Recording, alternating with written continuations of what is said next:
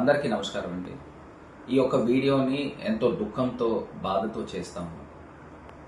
Doctor Priyanka ఇక ఈ లోకం వదిలి వెళ్ళిపోవడం జరిగింది.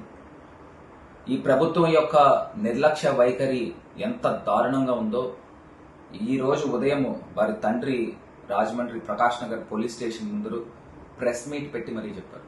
చంద్రబాబు నాయుడు గారు కానీ, పవన్ కళ్యాణ్ గారు కానీ, వాళ్ళ కొడుకు నారా లోకేష్ కానీ, మహిళా హోంమంత్రి కానీ, ఇప్పుడు దాకా ఆ కుటుంబ సభ్యులు కానీ లేకపోతే డాక్టర్ ప్రియాంకని వెళ్లి చూడటం కానీ జరగలేదు. ఎంత దారుణమైన ఘటన.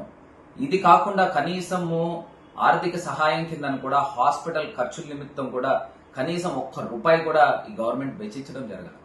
ఇంత దారుణమైన ఘటన రాజమండ్రిలో తీసుకొచ్చి ఇద్దరు మృగాలు కలిపి డాక్టర్ ప్రియాంకని కారుతో తొక్కించి చంపేసిన తర్వాత ఈ యొక్క పోలీస్ డిపార్ట్మెంట్ కూడా చూస్తే 3 రోజుల పాటు హై డ్రామా క్రియేట్ చేశారు. ఆ నిందితులను కాపాడే ఒక ప్రక్రియ క్రియేట్ చేశారు. దీన్ని కేవలం ఒక సింపుల్ యాక్సిడెంట్ కింద క్రియేట్ చేసి ఆ అక్యూజ్డ్ ని గైడ్ కాలేజ్ ఇంజనీరింగ్ స్టూడెంట్స్ కింద చిత్రీకరించే కార్యక్రమం చేశారు. ఒక పోలీస్ సిఐ ఇంత అటెంప్ట్ చేయగలుగుతాడా అని అడుగుతా ఉన్నా.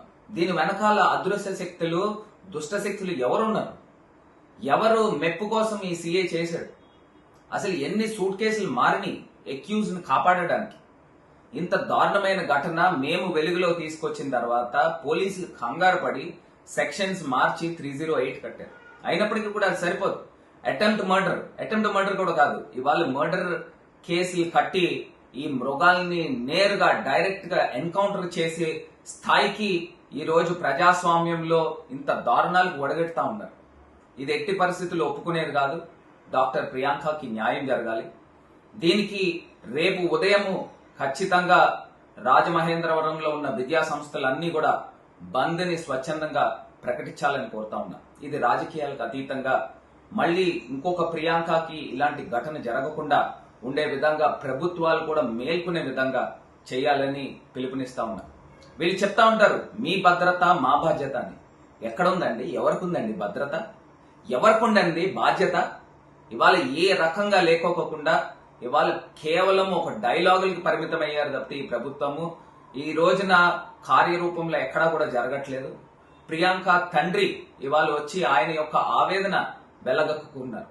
ఈ ప్రభుత్వం నైతిక బాధ్యత వహించి ఇమీడియట్ గా ప్రియాంకకి న్యాయం చేసే విధంగా, ఆ యొక్క దోషులకి కఠినాతి కఠినమైన శిక్షలు పడే విధంగా ఈ ప్రభుత్వం వ్యవహరించాలని మేము డిమాండ్ చేస్తా ఉన్నాము. ఖచ్చితంగా జగన్మోహన్ రెడ్డి గారు కూడా స్పందిస్తారు.